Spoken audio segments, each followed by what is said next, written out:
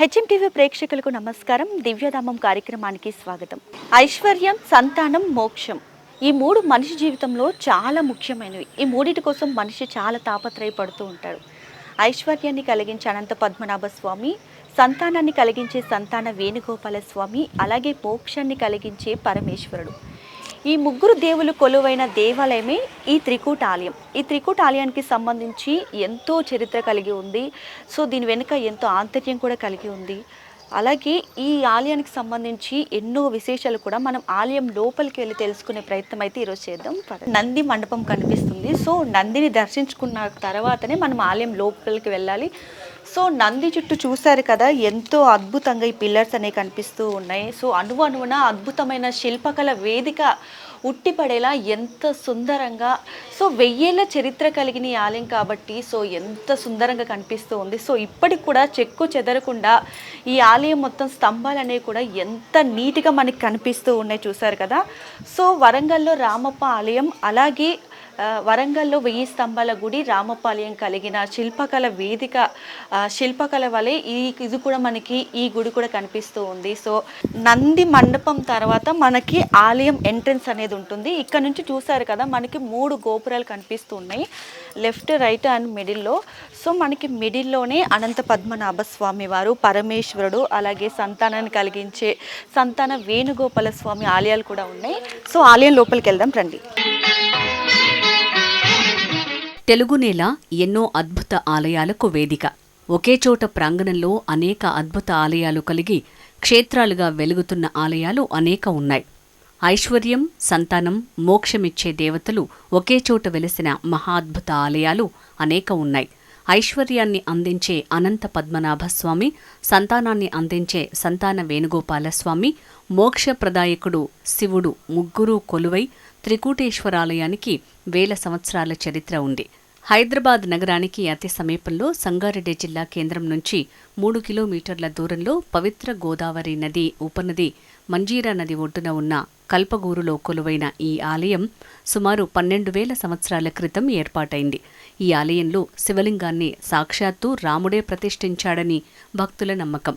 లోపలికైతే ఎంటర్ అయిపోయాము. సో లోపల కూడా చూసారు కదా, ప్రతి స్తంభం కూడా ఎంత సుందరంగా చెక్కు చెదరకుండా కనిపిస్తూ ఉన్నాయి. సో ఓ మహాశిల్పి ఒంటి చేత్తో నిర్మించిన మహిమాన్విత ఆలయం ఇది. సో ఈ ఆలయానికి సంబంధించి 4 సొరంగ మార్గాలతో ఏర్పాటైంది ఈ ఆలయం అనేది.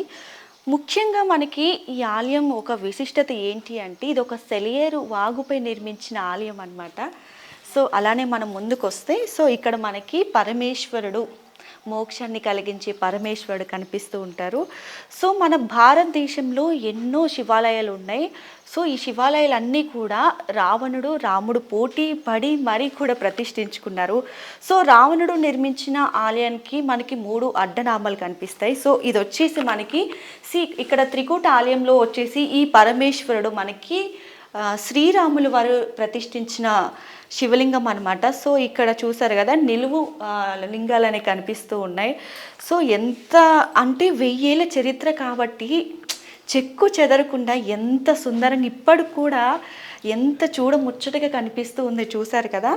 సో అలానే ఇంకొంచెం ముందుకు వెళ్తే మనకి, సో ఇందాక మనం అనంత పద్మనాభ స్వామి, అలాగే సంతాన వేణుగోపాల స్వామి వారి గురించి కూడా మాట్లాడుకున్నాం కదా. సో ఫస్ట్ మనం అనంత పద్మనాభ స్వామి వారి గర్భగుడి దగ్గరికి వెళ్దాం. సో అనంత పద్మనాభ స్వామి వారు కూడా ఇక్కడ ప్రతిష్ఠించడం జరిగింది. ఇక్కడ కూడా కోరిన కోరికలు భక్తులు ఏవైనా కోరికలు కోరుకుంటే అవి తప్పకుండా నెరవేరుతాయని ఇక్కడ భక్తుల ప్రగాఢ నమ్మకం. సో చాలా రోజుల నుంచే కాదు, ఈ ఆలయాన్ని ఎప్పుడు నిర్మించారో అప్పటి నుంచి కూడా ఇక్కడ భక్తులు రావడం జరుగుతూ ఉంది.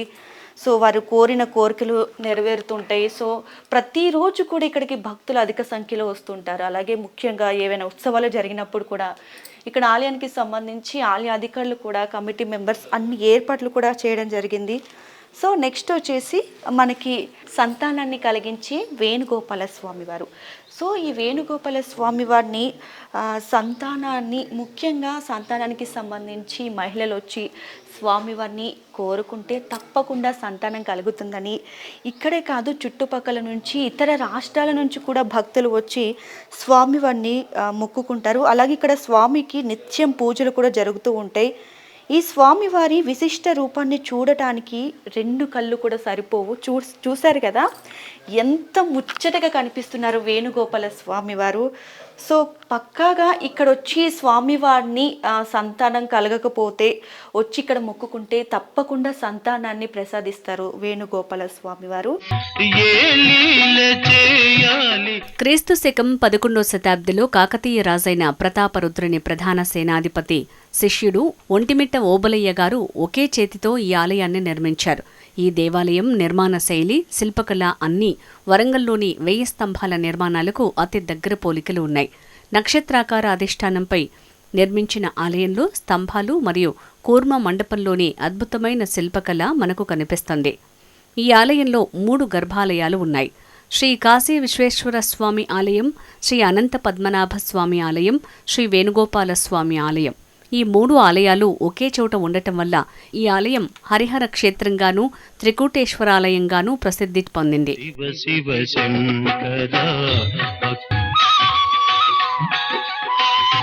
త్రికూటేశ్వరాలయం ప్రధాన సింహద్వారం తర్వాత మనోహరమైన శిల్పకళతో నిర్మించిన నందీశ్వర మండపం ఉంది.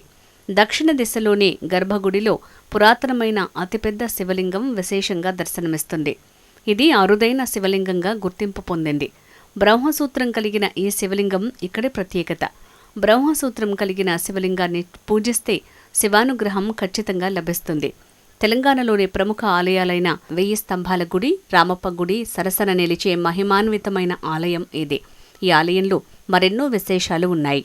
మనం ఇప్పుడు వేణుగోపాల స్వామి వారు, పరమేశ్వరుడు, అనంత పద్మనాభ స్వామి ఆ గర్భగుడులు చూసాం కదా. ఈ 3 గర్భగుడులకి మధ్యలో మనకి కూర్మ అవతారం తాబేలు కనిపిస్తుంది.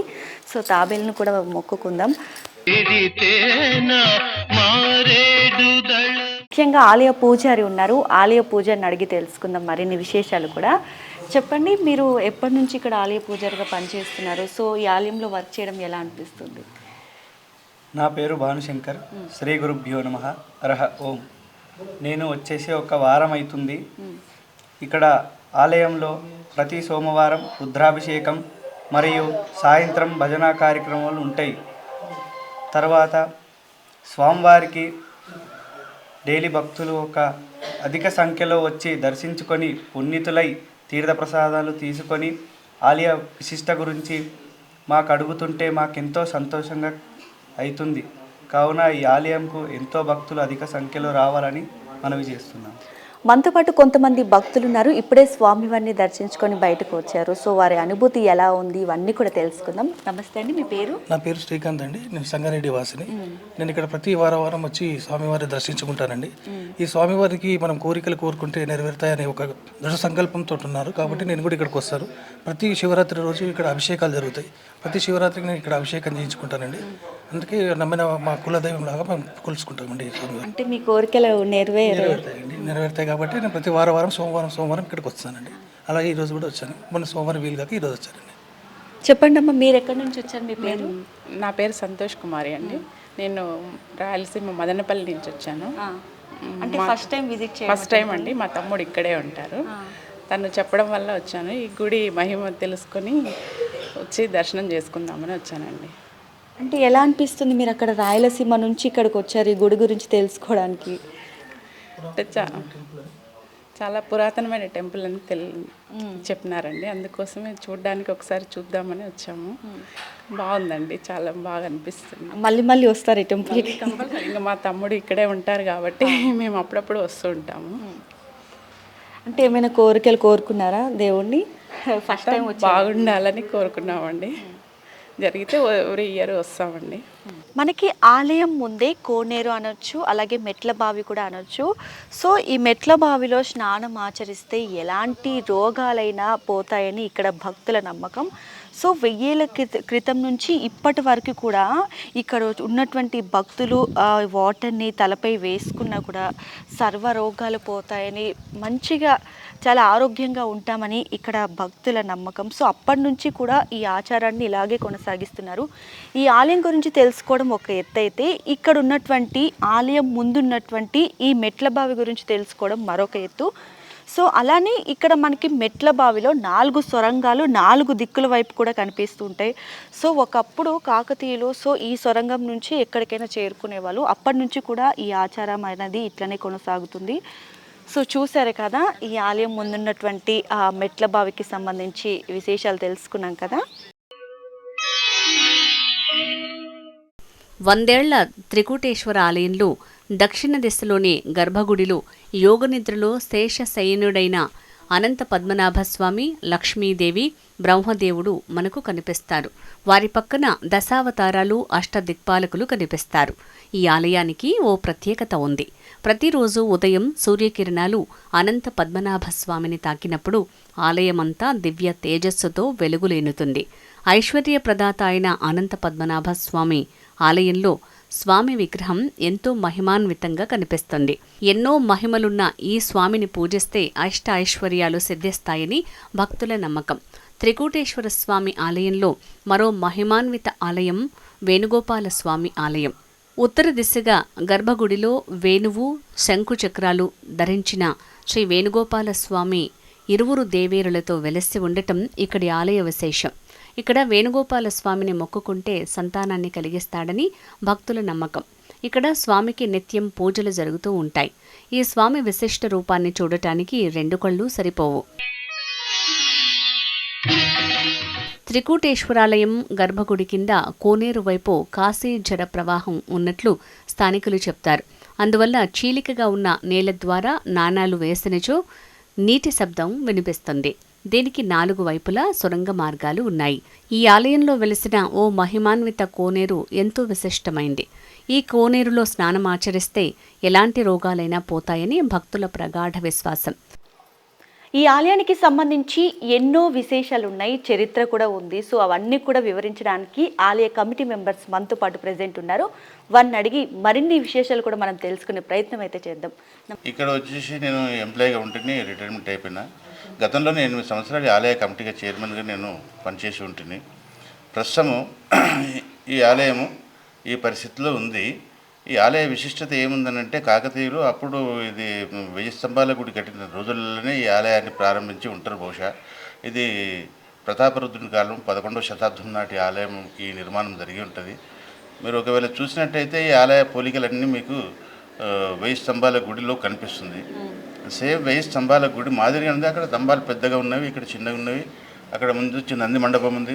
ప్రస్తుతం అయితే మరి హన్మకొండలో నంది మండపం నిర్మాణం అయ్యిందో లేదో మాకు తెలియదు, కానీ ఈ మా దగ్గర నంది మండపం ఇవన్నీ కూడా సాక్ష్యంగా ఉన్నవి.